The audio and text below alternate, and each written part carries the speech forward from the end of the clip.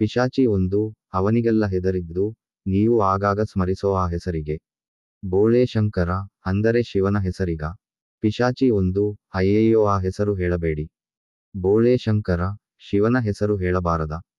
ಪಿಶಾಚಿ 1 ದಯವಿಟ್ಟು ಹೇಳಬೇಡಿ. ನೀವು ಹೇಳಿದ್ದನ್ನ ಮಾಡ್ತೀನಿ. ಬೋಳೆ ಶಂಕರ ಏನು ಮಾಡಬಲ್ಲೆ. ಪಿಶಾಚಿ 1 ನೀವು ಹೇಳಿದ್ದನ್ನು. ಬೋಳೆ ಶಂಕರ ತಲೆ ಕೆರೆದುಕೊಂಡು ಹಾಗಾದರೆ ನನ್ನ ಹೊಟ್ಟೆ ನೋಯ್ತಾ ಇದೆ. ವಾಸಿ ಮಾಡಬಲ್ಲೆಯ. ಪಿಶಾಚಿ 1 ಓಹೋ ಈ ಕ್ಷಣವೇ ಮಾಡಬಲ್ಲೆ. ಹೋಗಿ ನೆಲ ಆಗಿದು 3 ಬೇರು ತರುತ್ತದೆ ಇದನ್ನ ಯಾರೇ ನುಂಗಲಿ ಅವರಿಗಿರೋ ಯಾವುದೇ ರೋಗ ತಕ್ಷಣ ವಾಸಿ ಆಗುತ್ತೆ. ಬೋಳೆ ಶಂಕರ ನುಂಗುವನು ಪರವಾ ಇಲ್ಲವೇ. ಹೊಟ್ಟೆ ನೋವೆಲ್ಲ ಮಾಯವಾಯಿತು. ಪಿಶಾಚಿ 1 ನಾನು ಹೋಗಲ. ಬೋಳೆ ಶಂಕರ ಹಿರಣ್ಣ ಇನ್ನೊಂದು ವಿಷಯ ಹೇಳು. ಅದ್ಯಾಕೆ ನಿನಗೆ ಶಿವನ ಹೆಸರು ಕೇಳಿದರೆ ಆಗೋದಿಲ್ಲ. ಪಿಶಾಚಿ 1 ಅಯ್ಯಯ್ಯೋ ಹೇಳಬೇಡಿ ಸಾಯತೀನಿ. ಕೋಡಂಗಿ ಜೋರಿನಿಂದ ಶಿವ ಶಿವ ಶಿವ.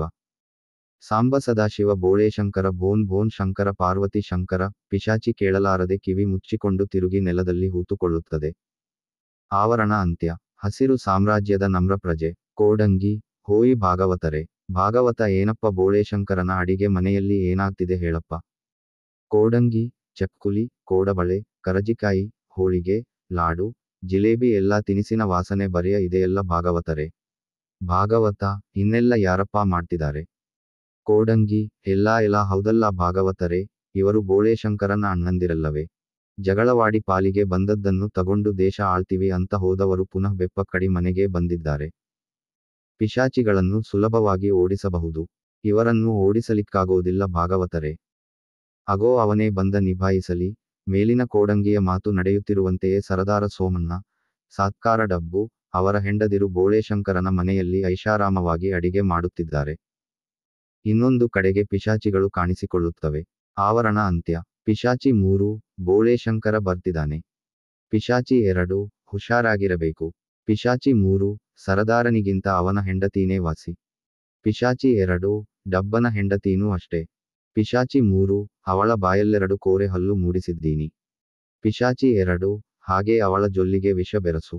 ಡಬ್ಬನ ಹೆಂಡತಿಗೆ 2 ಕೊಂಬು ಮೂಡಿಸಿದ್ದೀನಿ. ಪಿಶಾಚಿ 3 ಅವುಗಳಲ್ಲಿ ಒಂದೊಂದು ಚೂರಿ ಇಡು. ಪಿಶಾಚಿ 2 ಗಂಡಸರ ಬಾಯಲ್ಲಿ ಮದ್ದಿಡೋಣ. ಹೆಂಗಸರ ಕೈಯಲ್ಲಿ ಬೆಂಕಿ ಇಡೋಣ. ಕಿಡಿತಾಗಿದರೆ ಸಾಕು ಬೆಪ್ತಕ್ಕಡಿ ನರಕದ ಶಾಪಗಳನ್ನೆಲ್ಲ ಅವರ ಮೇಲೆ ಸುರಿಬೇಕು. ಪಿಶಾಚಿ 3 ಎರಡೇ ಗಳಿಗೆಲಿ ಮನೆ ಸ್ಮಶಾನವಾಗಬೇಕು. ಪಿಶಾಚಿ 2 ಅಗೋ ಬಂದ. ಬೋಳೆ ಶಂಕರ ಗಳೆ ಸಾಮಾನಿನೊಂದಿಗೆ ಬರುವನು. ಸರದಾರ ತೋಟದಿಂದ ಈಗ ಬಂದೆಯ ಬೋಳೆ ಶಂಕರ. ನಾನಿನ್ನ ಜೊತೆಗೆ ಇರೋಣ ಅಂತ ಬಂದೆ. ಇದ್ದ ಕೆಲಸ ಹೋಯಿತು. ಇನ್ನೊಂದು ಕೆಲಸ ಸಿಕ್ಕೋವರೆಗೂ ನನಗೂ ನನ್ನ ಹೆಂಡತಿಗೂ ನೀನೇ ದಿಕ್ಕು. ಇಲ್ಲ ಅನ್ನಬೇಡ. ಡಬ್ಬು ಚೆನ್ನಾಗಿದ್ದೀಯಾ ಶಂಕರ. ನೋಡಿದರೆ ಗೊತ್ತಾಗುತ್ತಲ್ಲ ಎಷ್ಟು ಚೆನ್ನಾಗಿದ್ದೀಯಾ ಅಂತ. ಪುನಃ ಆಸ್ತಿ ಕೇಳಲಿಕ್ಕೆ ಬಂದವರಲ್ಲ ನಾವು ಏನು ಮಾಡೋದು ಹೇಳು. ಬೋಳೆ ಶಂಕರ ಓಹೋ ಹೀಗಾಯೋ. ಸರದಾರ ಈಗ ನೀನು ದೊಡ್ಡ ಮನಸ್ಸು ಮಾಡಬೇಕು. ಹೆಂಡತಿ ನಿನ್ನ ಮನೆಗೆ ಅತಿಥಿಯಾಗಿ ಬಂದವರು ಯಾರೆಂದು ತಿಳಿದುಕೋ.